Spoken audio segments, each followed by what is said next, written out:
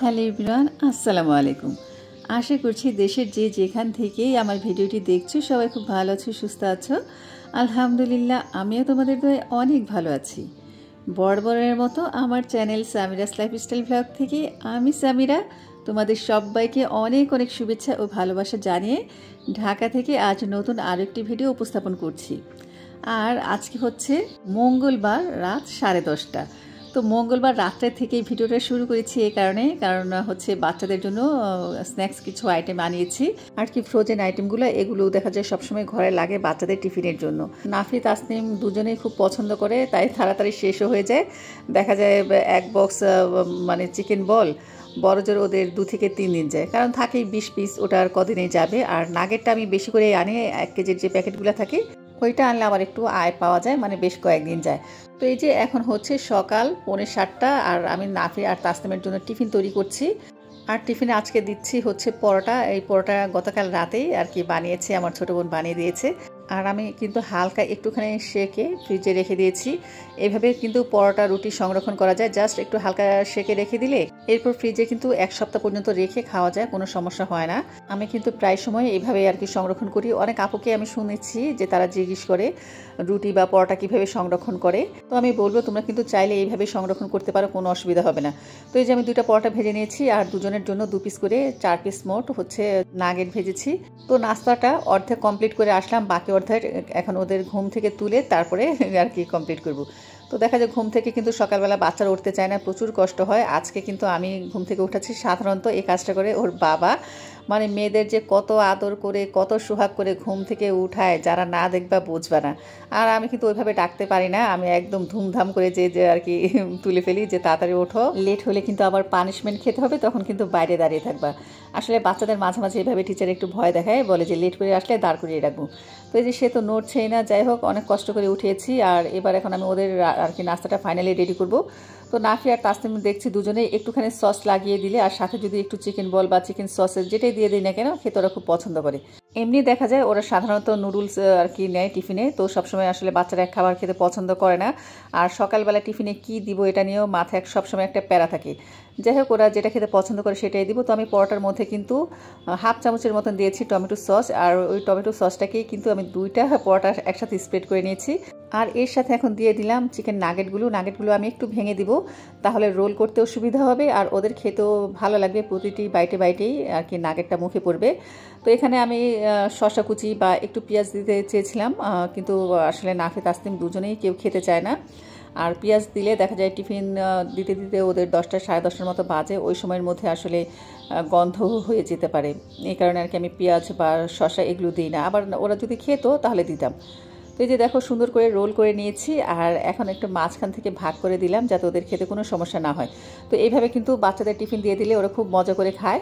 আর দেখা যায় এক্সট্রা যে সস দেওয়ার একটা ঝামেলা থাকে বাচ্চাদের স্ন্যাক্স আইটেমের সাথে, সেই ঝামেলাটাও কিন্তু থাকে না। যেসব বাচ্চারা টিফিন খেতে চায় না, বক্স ভর্তি করে নিয়ে আসে, তো আমি বলবো ওদের যদি এভাবে একটু মুখরোচক খাবার অথচ হেলদি দিয়ে দেওয়া যায় তাহলে কিন্তু আর কি মায়েদের কোনো টেনশন থাকে না, টিফিন বক্স দেখবে একদম খালি আসবে। আর এই যে দেখো ভাগ করার পরে কত সুন্দর চিকেন নাগেটগুলো দেখা যাচ্ছে।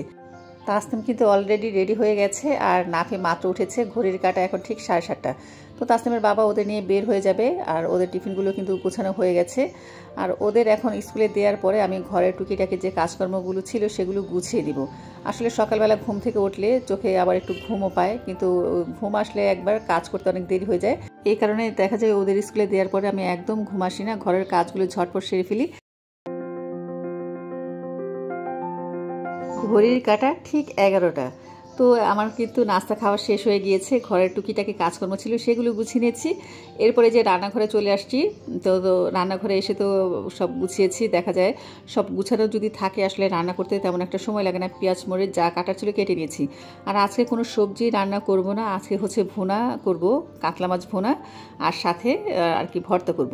তো এই যে দেখো আমার কিন্তু মাছ ধোয়া কমপ্লিট, মশলা মেখে নিয়েছি আর কি কি কেটেছি তোমাদের একটু দেখাচ্ছি। তো এখানে একটু বেশি করে পেঁয়াজ নিয়েছি আর নিয়েছি পেঁয়াজের কলি, সাথে টমেটো, ধনেপাতা, কাঁচামরিচ। তো এইগুলো দিয়ে কিন্তু আজকে আমার রান্নাটা একদম কমপ্লিট হয়ে যাবে। আর অলরেডি কিন্তু আমার ভাত রান্না হয়ে গেছে। তো আমার প্রিয় বন্ধুরা, আমি জানি না এতক্ষণ ধরে কে কে আমার সাথে আছো, আমি বলবো প্রথমেই ভিডিওটিতে একটি লাইক দিয়ে এরপর সম্পূর্ণ ভিডিওটি দেখো। আর আজকে যারা আমার চ্যানেল নতুন ভিজিট করছো, তো তোমাদের কাছে যদি দেখতে দেখতে ভিডিওটির কোন একটি অংশ ভালো লেগে যায়, সেই অংশটির জন্য হলেও আমার চ্যানেলটিকে সাবস্ক্রাইব করে আমার পাশেই থেকো। আর যদি তোমাদের ভালো নাও লাগে, তারপরেও বলবো বন্ধুরা তোমরা দেখতে থাকো, ইনশাল্লাহ দেখবা দেখতে দেখতে একদিন তোমাদের ঠিকই ভালো লেগে গেছে। সেদিন না হয় আমার চ্যানেলটিকে তোমরা সাবস্ক্রাইব করে দিও, সাথে থাকা ছোট্ট বেল বাটনটি অল অন করে দিও। এতে করে আমি যখন কোনো নতুন ভিডিও আপলোড করব, সবার আগে কিন্তু নোটিফিকেশন তোমার কাছে পৌঁছে যাবে। চাইলে তুমি তোমার সুযোগ মতন যখন খুশি তখন দেখে নিতে পারবে। আর অলরেডি যারা সাবস্ক্রাইব করে আমাকে এতদূর আনতে সহায়তা করেছো, তোমাদের জানাই মনের অন্তঃস্থল থেকে অনেক অনেক দোয়া, অনেক অনেক ভালোবাসা আর অনেক অনেক সম্মান। আমি কিন্তু লেজ, তারপরে মাথা মাছ সহ নিয়েছি, সাথে 2টা পটকাও নিয়েছি। আমার কাছে এই তেল পটকা খেতে কি যে ভালো লাগে, কি আর বলবো, অনেক ভালো লাগে। দেখা যায় তরকারি রান্না করার সাথে সাথেই কিন্তু আমি আর কি খেয়ে ফেলি। আমার কিছু জিনিস খুব ভালো লাগে, যেমন হচ্ছে মুরগির গিলা, তারপর হচ্ছে এই যে যেমন মাছের পটকা, এই জিনিসগুলো আমি আসলে মিস করি না। তারপর হচ্ছে মুরগির আরও একটা জিনিস, সেটা হচ্ছে নাচানি।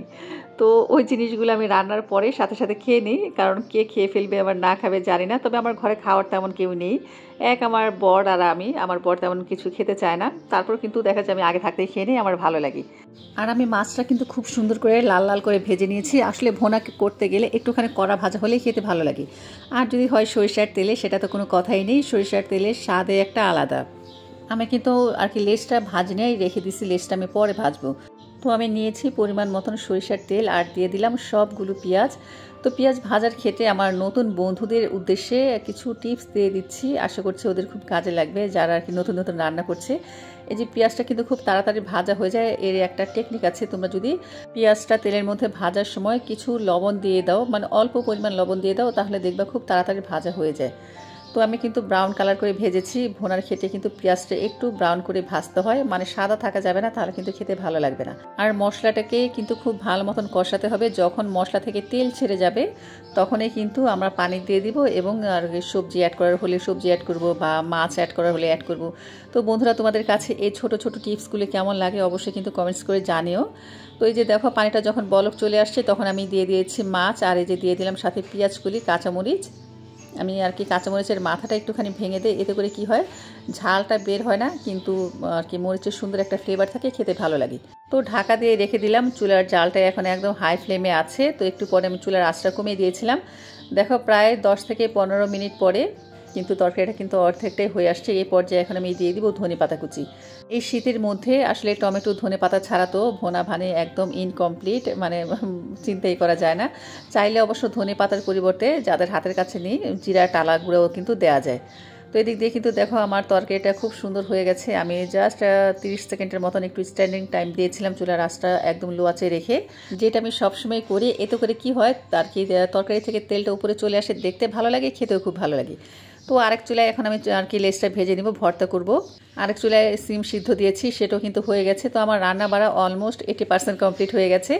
তারপরে কিন্তু গোসল করে এসে এই যে নামাজ পড়ে নিলাম। এটা আসলে আমাদের দৈনন্দিন কাজের একটা পার্ট, এটা মেন পার্ট, এটা করতেই হবে। নামাজ ছাড়া আসলে কোনো উপায় নেই। একটা গান আছে না, আসলে এই কথাটা একদম খাঁটি, অতি সত্যি কথা, যে কাজকে বলো আমার নামাজ আছে, নামাজকে বলো না আমার কাজ আছে।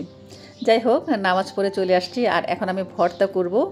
তো ভর্তাটা আজকে আমি করব হচ্ছে আর কি বাটনায়, যে মাটির খোড়া নিয়েছি, আর আমি বাটনাটা কিন্তু কাঠের বানিয়ে নিয়েছি।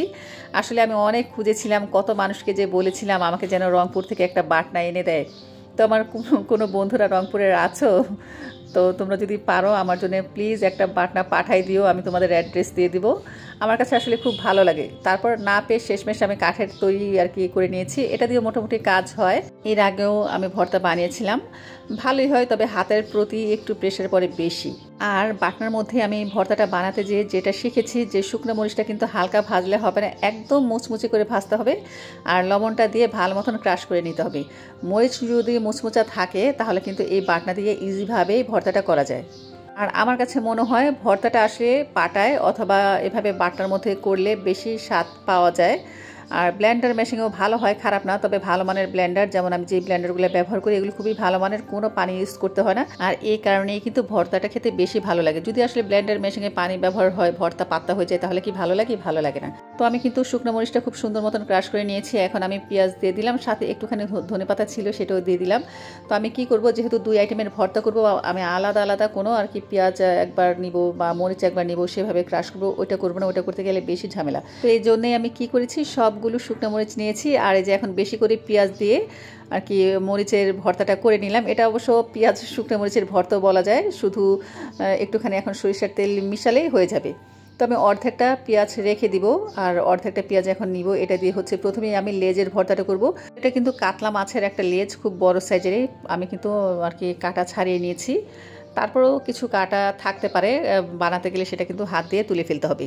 যেহেতু লেজ তো বড়, মাছের কাঁটাগুলো বড় বড়, কোনো সমস্যা হবে না। তো এই যে দেখো খুব সুন্দর মতন কিন্তু আর কি ভর্তাটা হয়ে যাচ্ছে। আমি যখন অনলাইনে এই বাটনাগুলো দেখেছিলাম, আমার যে কেমন লেগেছিল যে কতক্ষণ আমি হাতের মধ্যে পাবো, কতক্ষণ আমি ভর্তাটা করব। ফাইনালি আমার বাসায় এটা অনেক দিন আগেই চলে আসছে, আর আমি আলহামদুলিল্লাহ অনেক দিন ধরেই ভর্তা করছি, মন ভরে প্রাণ ভরে খাচ্ছি, কোনো সমস্যা হচ্ছে না। আর আমার ভাগ্নে আসছিল না, স্মৃতি, ও কিন্তু অস্ট্রেলিয়ায় একটা কিনে নিয়ে গেছে ভর্তা করবে বলে। ও যে আমারটা দেখে দেখে ওর ভালো লেগেছে, পরে ও নিয়ে গেছে।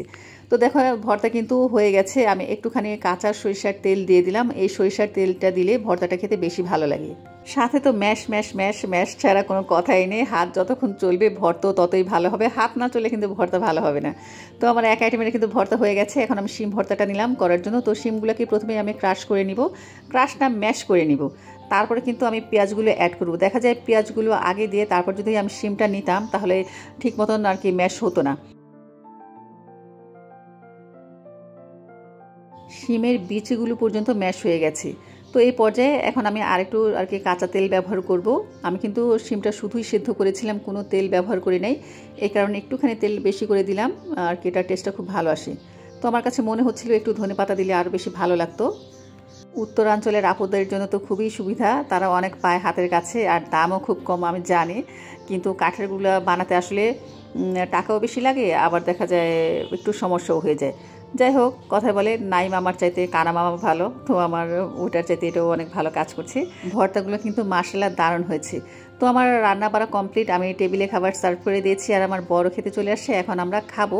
খাওয়ার আগে তোমাদের একটু ফাইনাল লুকটা দেখিয়ে দিলাম। আমার কাতলা মাছের ভুনা আর হচ্ছে এই যে ভর্তা, এখানে কিন্তু মাছের ভর্তা, তারপর হচ্ছে শিমের ভর্তা, সাথে হচ্ছে ধনে পাতার ভর্তা, আবার হচ্ছে পেঁয়াজ আর শুকনো মরিচ দিয়ে একটা ভর্তা করেছিলাম গতকাল রাতে, সেটাও আছে। তো সাথে দিয়েছি সালাদ, আর হচ্ছে গরম গরম ধোয়া ওঠা ভাত। তো আমি কতক্ষণে খাবো, মানে মাছের ভর্তাটার জন্য আমার একদম মনটা আনচান করছে, মানে তর আর সইছে না। আর আমি যেটা অফ ক্যামেরায় করেছি সেটা তোমাদের দেখায় নাই। আমি যেটার মধ্যে ভর্তাটা করেছি বাটাটার মধ্যে, সেটা কিন্তু আমি মুছে একটুখানি ভাত খেয়েছি। আসলে ছোটোবেলায় মাকে দেখতাম যে পাটার মধ্যে ভর্তা করতো, তখন ভর্তা করার শেষে একটুখানি ভর্তা রেখে দিত, আর ওই ভর্তা দিয়ে আর কি ভাত মাখতো পাটার মধ্যেই। সেই ভাতটা খেতে যে কি ভালো লাগতো, আমাদের মুঠটা করে করে দিত, আমরা খেতাম। আর আমার বর এখন ওয়াশরুমে গেছে, তো ও আসতেছে, ও এসে আমার সাথে জয়েন করবে। আর আমি কিন্তু দেখো খাওয়া শুরু করে দিয়েছি। আগে বলছি ভর্তা হলে কিন্তু আমার আর কিছুই লাগে না। আমার বর অবশ্য ভর্তা অনেক পছন্দ করে। ও দেখা যায় ওর ভর্তা হলে কোনো আর কি মাছ মাংস কিচ্ছু লাগে না। এমনিও মাংস বেশি পছন্দ করে না। দেখা যায় মেয়েদের জন্য প্রতিদিনে আসলে মাংস রান্না করা হয়। তবে আজকে 2 মেয়ে বাহানা করবে, আমি জানি ভালো করেই, যে খেতে চাইবে না, যেহেতু মাংস রান্না করি নি। এই কারণে আগে নিজেরা খেয়ে নিই, খাওয়ার পরে তারপর ওদের খাওয়াবো। তো এই যে দেখো ভর্তা দিয়ে প্রথমে খেয়ে নিলাম, আর এখন আমি মাছটা নিব। তবে মাছটা নিতে যে মনে হলো যে না, মাছ খাবো না, আজকে মাথা খাবো, যেহেতু কাতলা মাছের মাথাটাই আমার বেশি পছন্দ। আর আমার বরকে বললাম, ও বললো যে না তুমিই খাও। আর এই হচ্ছে আমার পটকা, এই পটকাও আমার কাছে খুব ভালো লাগে। পটকা 2টা আছে, একটা আমার বর খাবে, একটা আমি খাবো, দুজনেই আর কি আমাদের দুজনের এটা পছন্দ। তো ভর্তার কথা আর কি বলবো, ভর্তা তো ভীষণ ভালো হয়েছে, একটু ঝাল ঝাল হয়েছে, তাই খেতে বেশি ভালো লাগছে। দেখবা যে ভর্তা যদি একটু ঝাল হয় তাহলে ভালোই লাগে, মিষ্টি মিষ্টি হলে কি খেতে ভালো লাগে। বিশেষ করে সিম ভর্তা মিঠা মিঠা হলে ভালো লাগে না। তো এই যে মাছ ভুনাটা অসম্ভব মজা হয়েছে, মানে ধনে পাতা, তারপর হচ্ছে টমেটোর একটা ফ্লেভার, মানে প্রত্যেকটা আইটেমেই খুব ভালো লেগেছে। তো বন্ধুরা, খেতে খেতে আজকে তোমাদের কাছ থেকে বিদায় নিয়ে নিব। তো আজকের ভিডিওটা তোমাদের কাছে কেমন লাগলো অবশ্যই কমেন্টস করে জানিও, কারণ তোমাদের সুন্দর একটা কমেন্টেই কিন্তু আমাকে আরও একটি নতুন ভিডিও বানাতে অনেক উৎসাহিত করে। আর যারা যারা সাবস্ক্রাইব করনি, তো চ্যানেলটিকে সাবস্ক্রাইব করে দিও। ইনশাল্লাহ আগামীকাল আরও একটি নতুন ভিডিও নিয়ে আসবো। সে অপেক্ষায় সবাইকে আল্লাহ হাফিজ, আসসালামু আলাইকুম।